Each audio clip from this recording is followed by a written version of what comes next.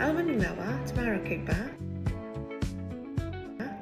ကျမဒီနေ့မျှဝေချင်တာကတော့ကျမတို့ကဘဏ်ကာရီဖြစ်တယ်ဒါဆိုရင်ကျမတို့ဘဏ်ကိလုပ်ငန်းခွင်ကိုအခုမှစတင်ဝင်ရောက်မဲ့လူတွေကျမကိုယ်တိုင်လည်းဘဏ်ကာတယောက်ပေါ့နော်နောက်ပြီးတော့ banking industry မှာလည်းအလုပ်လုပ်ဖို့စိတ်ဝင်စားနေတဲ့ဒီကိုမောင်နှမတွေရှိပါလိမ့်မယ်ဒါဆိုလို့ရှိရင် banking industry မှာပုံမှန်အားဖြင့်ရေဘူးရအားဖြင့်ဘယ်လိုမျိုးjob position တွေရှိလဲဘယ်လိုမျိုး level တွေရှိလဲဆိုတာကိုအကြံဉာဏ်လေးမျှဝေပေးသွားမှာဖြစ်ပါတယ်တခုပြောချင်တာကတော့ကိုလုံးမဲ့ဘဏ်ရဲ့ organization structure ကိုလုံးမဲ့ဘဏ်ရဲ့ type ပုံမူတည်ပြီးတော့တချို့ယာရုလေးတွေကပြောင်းလဲလေးတွေရှိတတ်ပါတယ်ကျမတို့က normal အားဖြင့်ပုံမှန်ပုဂ္ဂလိကပုံမှန် private bank တွေမှာဆိုရင်တော့သူက top management top organization structure ဖြစ်တဲ့အတွက်သူ့ရဲ့လုပ်ငန်းခွင်ရဲ့ position လေးတွေကနည်းနည်းလေးပို့ပြီးတော့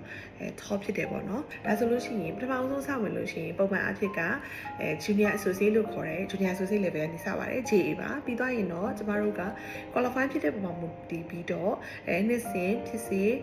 အခချိန်ခါတက်ပေါ့နော်သူ့ရဲ့ qualify ပုံမူတည်ပြီးတော့ပြောင်းလဲလေးရှိပါတယ်အဲ့တော့ JAPB ဆိုလို့ရှိရင်တော့ကျမတို့က associate level ရောက်ပါတယ် associate ပြီးရင် senior associate ပါ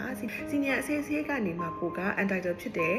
promotion ဖြစ်တယ်ဆိုလို့ရှိရင်တော့သူက assistant supervisor level ရောက်ပါတယ် assistant supervisor ဖြစ်ပြီဆိုရင်တော့နောက်တစ်ဆင့်အနေနဲ့ supervisor ဖြစ်ပါတယ် supervisor ပြီးသွားတာနဲ့ assistant manager တချို့ company တွေမှာ assistant manager ရဲ့နဲ့ manager ရဲ့အခြားမှာ deputy manager ဆိုပြီးထားပါတယ် deputy manager ပြီးသွားရင်တော့ manager ဖြစ်ပါတယ် manager ဖြစ်ပြီးသွားရင်တော့ကျမတို့ရဲ့ qualify ပုံမူတည်ပြီးတော့ senior manager ဖြစ်ပါတယ် senior manager ဖြစ်ပြီးသွားရင်ဆိုရင်တော့ကျမတို့ကနောက်တစ်ဆင့်အနေနဲ့ assistant general manager လို့ခေါ်တဲ့ agent ဖြစ်ပါတယ် agent ပြီးသွားရင်တချို့လုပ်ငန်းတွေမှာ agent နဲ့ GM လို့ခေါ်တဲ့နှစ်ခုကြားထဲမှာ DGM ဆိုတာကိုထားရတာရှိပါတယ်ဒါကြောင့်မလို့ deputy general manager ဖြစ်ပါတယ် deputy general manager ပြီးသွားမှာ general manager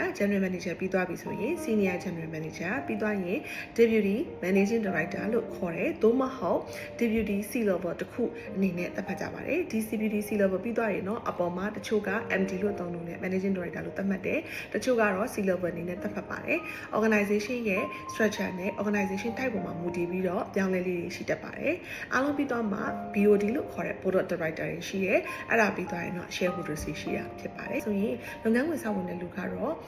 Junior Associate ကနေပြီးတော့ဖြစ်နိုင်ခြေအများဆုံးကတော့ MD အထိဖြစ်သွားနိုင်ခြေရှိပါတယ်။ဒါကြောင့်မလို့ဘဏ်ကိမှာအလုပ်လုပ်ချင်တဲ့ eco မောင်နှမများဒီလို level တွေရှိရဲဆိုတာကိုသိဖို့အတွက်ညှဝေခြင်းဖြစ်ပါတယ်။ကျေးဇူးအများကြီးတင်ပါတယ်ရှင်။